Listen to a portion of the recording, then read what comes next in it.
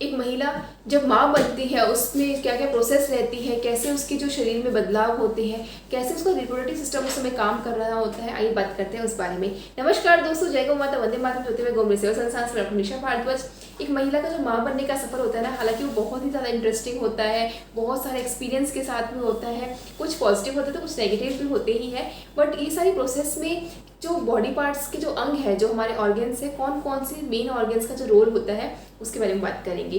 तो सबसे पहले बात करते हैं जो इस समय एक रिप्रोडक्टिव सिस्टम के तौर पे जो महिलाओं के शरीर में जो अंग काम आते हैं वो कौन कौन से होते हैं। तो उसमें सबसे पहले है ओवरी, जिसे आप अंडाशय कह सकते हैं, जिसमें एक महिलाओं के शरीर में अंडे बनते हैं और उसी की वजह से पीरियड्स आते हैं। उसके बाद दूसरा होता है फैलोपियन ट्यूब, जिसकी वजह से जो अंडा बना है वो ट्यूब में वेट करता है स्पर्म का, शुक्राणु का, और उसी से ही कंसीव होता है। उसके बाद में बात करते हैं यूट्रस की, अर्थात गर्भाशय की, जहाँ पे बच्चा बढ़ता है, 9 महीने तक रहता है।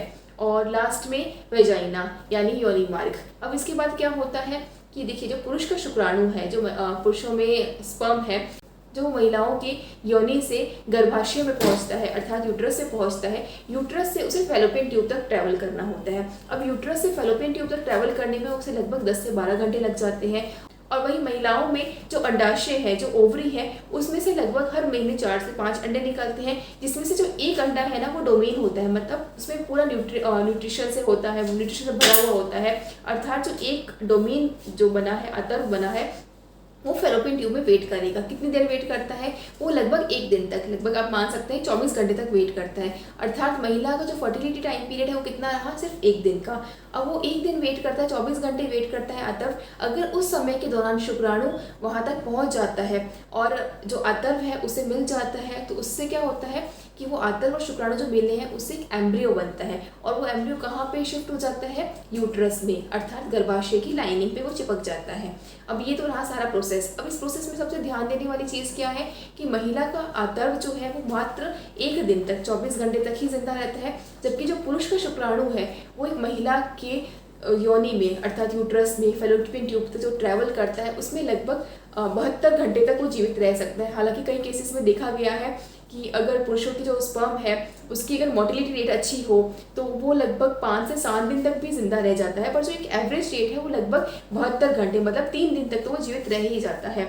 तो आप ये समझ लीजिए कि जो उसका प्रोसेस है, अब महिला में निकलने वाला जो अतर्व था, जो फैलोपियन ट्यूब में वेट कर रहा है ना, अब इस टाइम पीरियड को क्या कहते हैं? उसका ओव्यूलेशन। हालांकि हमने ओव्यूलेशन पे आपको वीडियोस भी बना के बताया हुआ है, समझाया हुआ है कि ओव्यूलेशन टाइम पीरियड कितना ज़रूरी है कंसीव करने के लिए। तो आप उसको भी देख सकते हैं, लिंक में डिस्क्रिप्शन बॉक्स में जाके आप चेक कर सकते हैं। तो ये जो प्रोसेस रहता है, इस तरह से एक महिला गर्भवती होती है। तो इस तरह से जो अतर्व है वो भी हेल्दी होना चाहिए, साथ ही साथ जो पुरुष का शुक्राणु है वो भी हेल्दी होना चाहिए। तो आपको सबसे ज़्यादा ध्यान रखने वाली चीज़ क्या है कि अगर आप प्रेगनेंसी प्लान कर रहे हैं तो आप स्ट्रेस नहीं ले, अल्कोहल ना ले, नॉन वेज में मांस, मीट, मच्छी ये सब का सेवन ना करें, ड्रिंक्स ना करें, और साथ ही साथ में कई आजकल ड्रग्स वगैरह भी जैसे जो होते हैं मेडिसिन में बहुत ही ज़्यादा हैवी डोज वाले ले रहे होते हैं, उनका भी आप सेवन ना करें, उन्हें अवॉइड कीजिए। उससे क्या होता है, अतर्व भी कमज़ोर हो जाता है, पुरुषों के शुक्राणु भी कमज़ोर हो जाते हैं, जिससे वो एम्ब्रियो बनेगा नहीं, और एम्ब्रियो नहीं बनेगा तो एक महिला माँ नहीं बन पाएगी। तो ये सारा प्रोसेस रहता है एक माँ बनने के लिए। इसके बारे में आप अधिक जानकारी चाहते हैं तो आप हमारे संस्थान में संपर्क कर सकते हैं। अगर आपको नेचुरली कंसीव करने में दिक्कत हो रही है तो उसके लिए हमने कई वीडियोस बना रखी है कि ऐसे समय में आप क्या डाइट ले सकते हैं, किन चीज़ों को आपको भोजन में इंक्लूड करना चाहिए और किन चीज़ों को आपको अवॉइड करना चाहिए। तो आप वो सब देख सकते हैं, वो भी आप उससे भी आपको अच्छी हेल्प मिल जाएगी। और फिर भी कहीं भी कोई डाउट हो, कोई भी स्वास्थ्य संबंधित प्रश्न हो, आप हमारे संस्थान में संपर्क कर सकते हैं। धन्यवाद दोस्तों, जय गौ माता, वंदे मातरम।